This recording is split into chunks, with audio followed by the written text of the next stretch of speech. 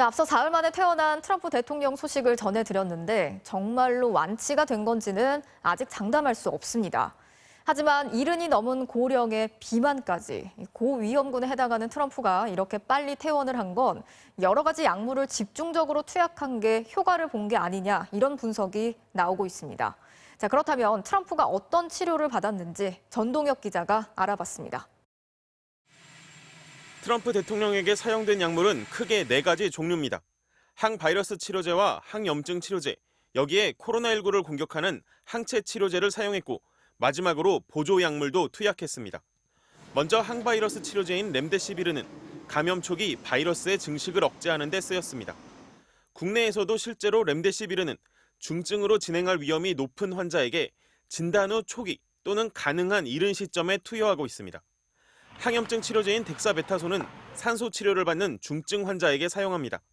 코로나19가 유발하는 심각한 중증 폐렴을 항염증 치료를 통해 방지하는 겁니다. 트럼프 대통령도 2차례의 산소 치료 과정에서 덱사메타손 투약이 결정된 것으로 추정됩니다.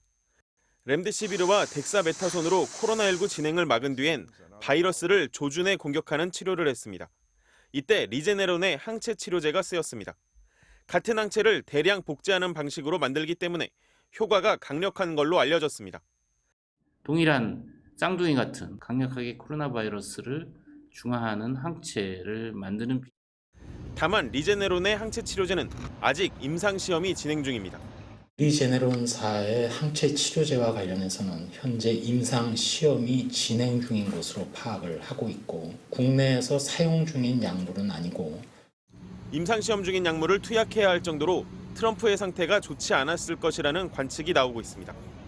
국내에서도 비슷한 항체 치료제가 임상시험을 거치고 있습니다. 트럼프 대통령에게는 또한 비타민 D와 멜라토닌 같은 보조 약물도 투약됐습니다. 체내 면역력을 높이기 위한 겁니다. 감기에 걸렸을 때 자가 면역으로 치유하듯 자가 면역 기능을 높이는 방식의 코로나19 치료법도 최근 본격적인 연구가 진행되고 있습니다.